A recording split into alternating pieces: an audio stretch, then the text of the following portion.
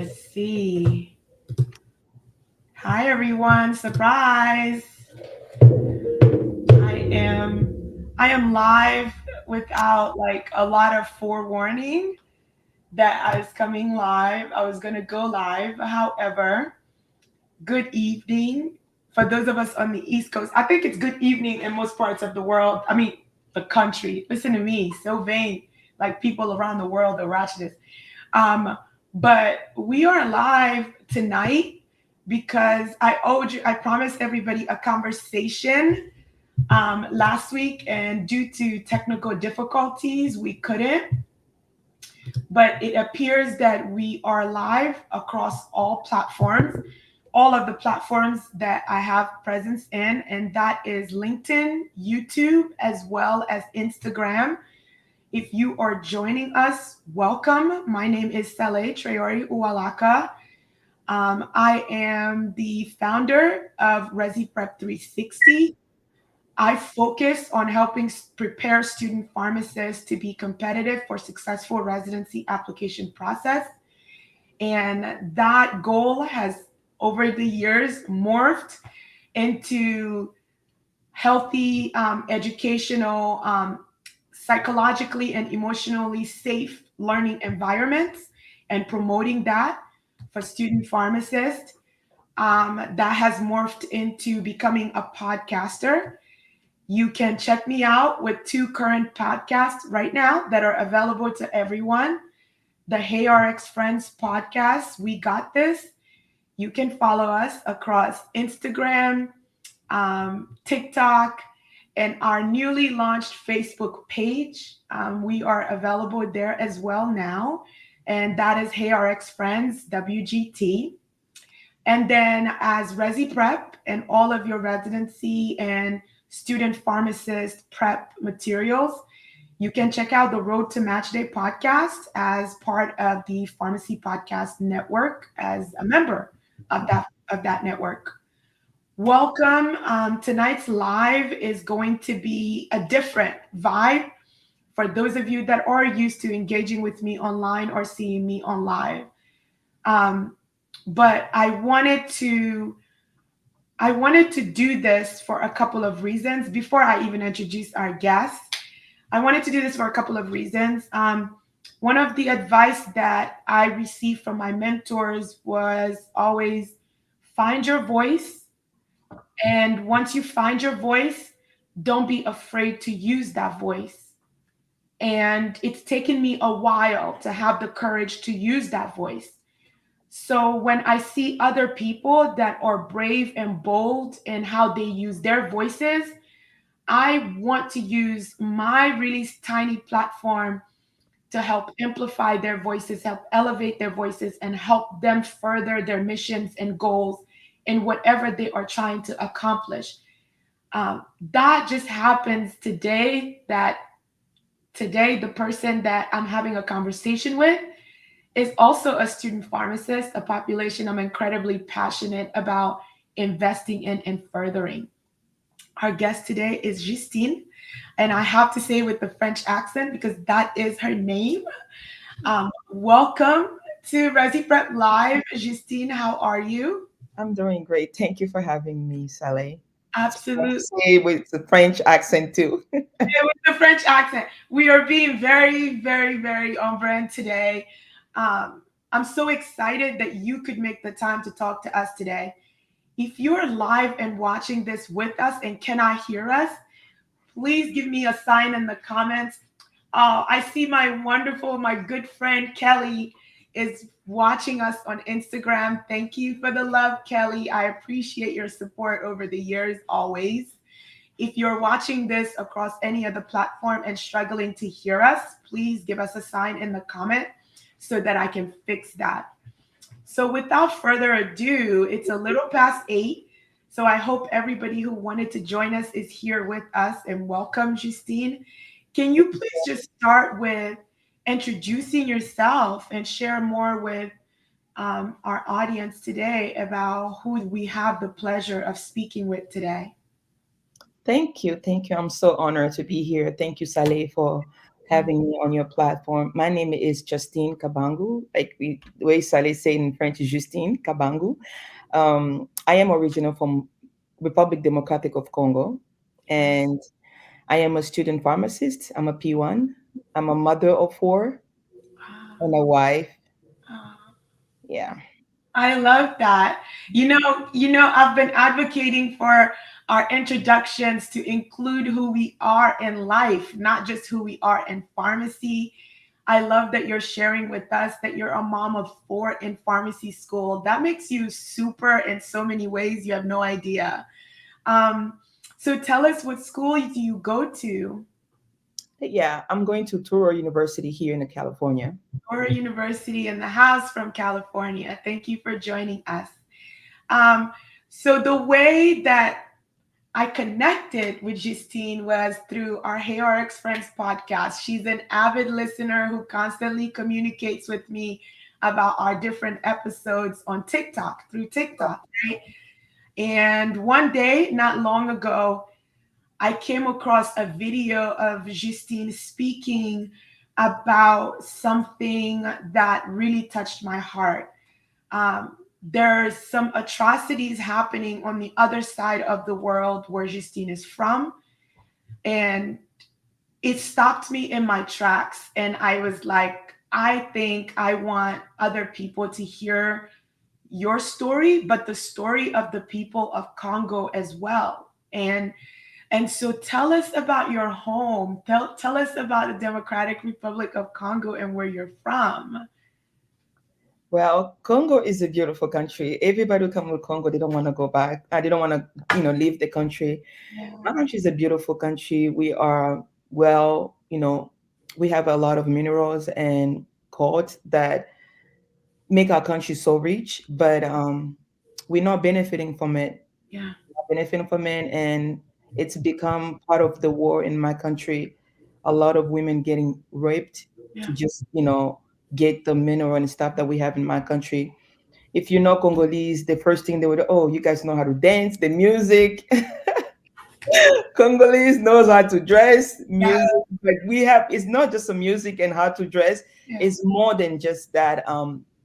There's a part of Congo, a lot of people don't know that there's a country in Congo, it's called Goma, where all our minerals and gold are coming from. gosh. And that place is where a lot of war is happening right now, and a lot of women getting raped, Uh, children getting missing, husband and wife getting separated, after that to just steal what we have to sell it to the outsider. to the outside. And when we say outside, we're not talking about any other outside. We're talking about resources being taken from the continent to enrich companies predominantly in the West. That's really what's happening. And so what I remember that was super striking about your TikTok testimonial that day is how much your love for your home and your devastation about what is going on.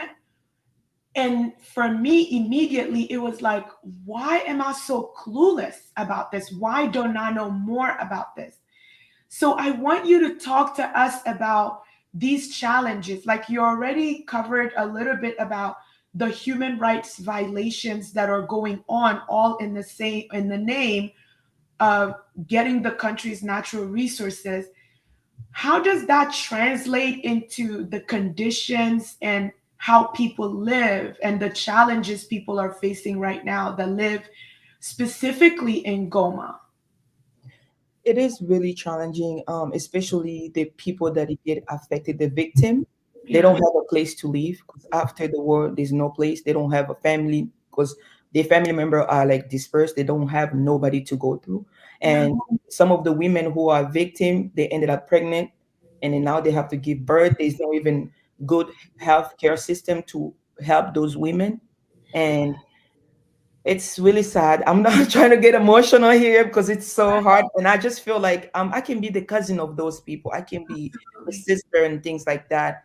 And there's no help at all. Yeah. So my heart goes out every single day for those people.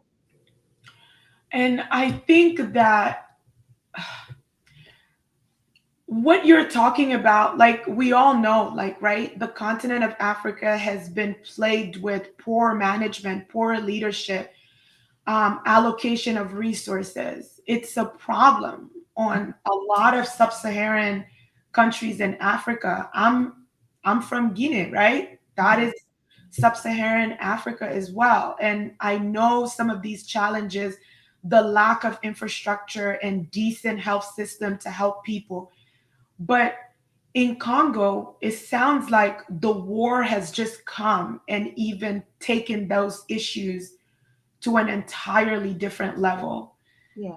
I want you to tell us about how you're helping. Tell us about your beautiful, beautiful, beautiful organization that you decided you wanted to do something about this problem. Yeah, so I did partner with the Yali Love Ministry. It's based here in California. He already started an incredible job. He recruited 148 women, and he put them to trainings, and he did like pay for their school and make them teach them how to bake and then also sewing. So they're all graduated. The only thing they need right now is just machines. They need like 148 machines so they Okay. can start their own business. And I have a GoFundMe is on my the link is in my bio to just raise those funds Yeah. to help those women to get on their own feet.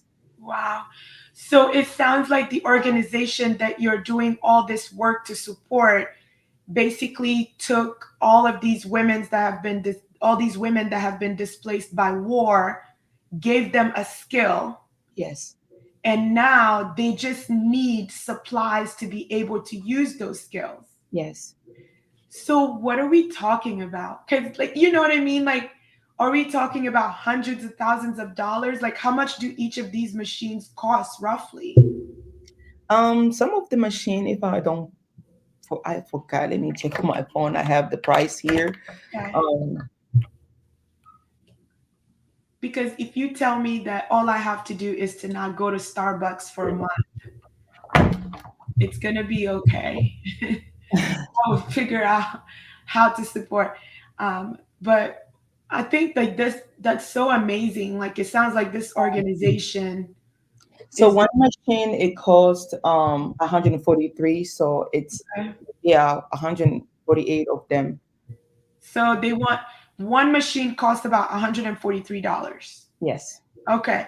And they need about 148 of them. Mm-hmm. We can do that. We can do this. Like we can get people to give us whatever they can to help us raise money to help provide these sewing machine for these women that have survived what just seems like I can't even wrap my mind around it. um, I remember like my personal experience and the closest that I ever came to war Mm-hmm. happened when I was 12 years old in Guinea and there was a military coup attempt. Mm, That experience, and I think like when people have never been through war, they don't understand the impact that that can have on your life moving forward, right? mhm, But we were at school, it was just like a regular day, like any other day.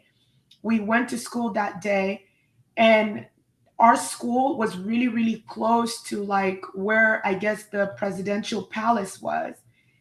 And next thing we knew, there were bombings that were, we could visually see the palace on fire. But the bombing, the panic, remembering that we ran out of the classroom, remembering that I ran downstairs and ran straight to my sister's class to go find my sister.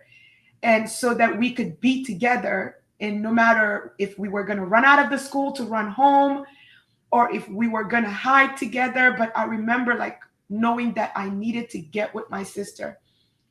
But I think that the reason why, like when I heard your story, it took me right back to that moment because I don't have to imagine that. That's the closest we came. And I remember my dad came to the school and picked my sister and I up, and we were home and like hunkered in.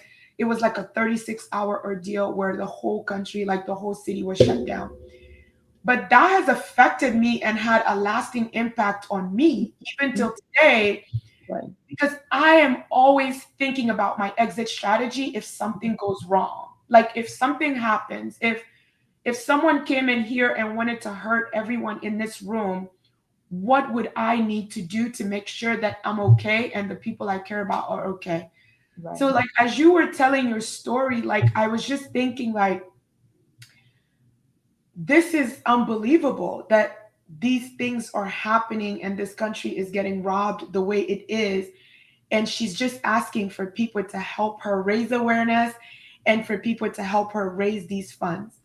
So, where can people find you? Because our hope is that someone sees this live and they reach out to you and they are able to engage in a conversation, or maybe that they share your information. But how can they find you? What are your socials and things like that? So my social media is just Justine, but on Instagram it has a DR, like Dr. Justine Kabangu _Kabangu, and I Okay. have a link there that I have a GoFundMe, and any amount is welcome. Yeah. You know, could be $1, $2 is still something. Yeah.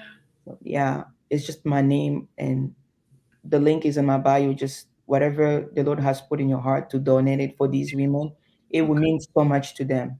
Yeah. Yeah. And to anyone in my network that is thinking of supporting me, um, like war is not new to Africa, unfortunately. Unfortunately, it's been plagued with a lot of turmoil It's um, every day. every day, right? Yeah.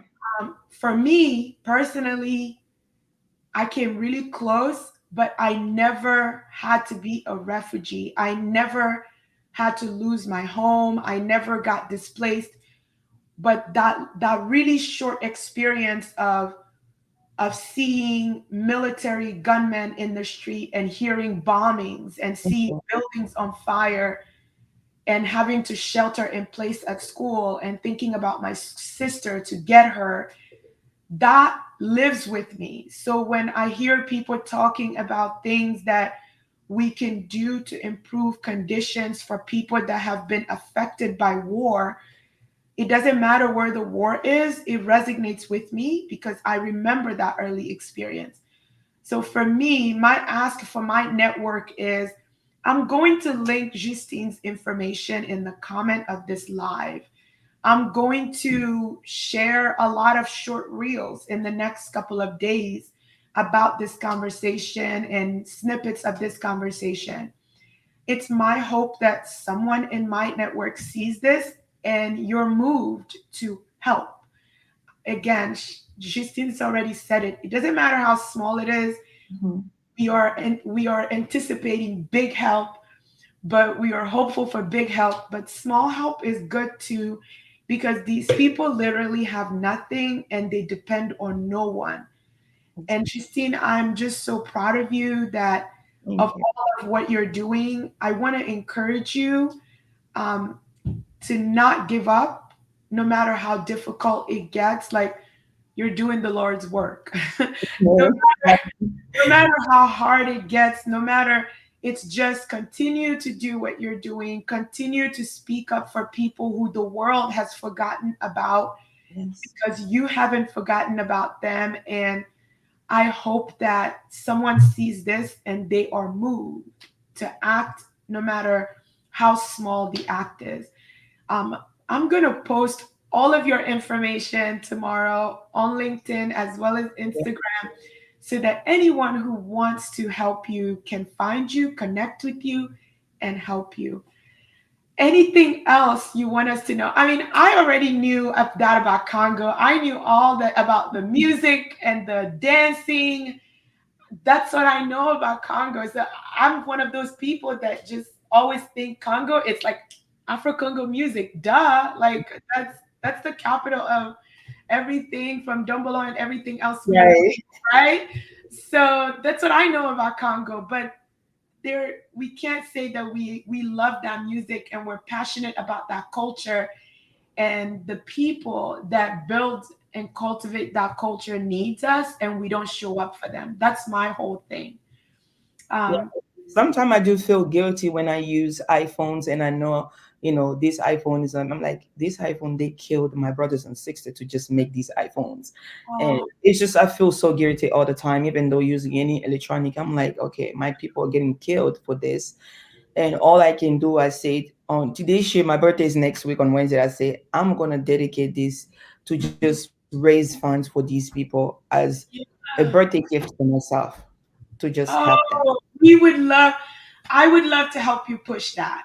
Happy Yes. early birthday, but I would love to help you push that message out to see if people would be willing to gift you for your birthday donations to help get these women that have had something so traumatic happen to them find a way to get back on their feet. Um, Mhm. we are so glad for anyone that was able to join us today. If you're watching this on replay, I appreciate you and thank you for clicking and watching and listening to this end. But our call to action of you watching and seeing this is help support Justine in what she's trying to do. And that ask is simple.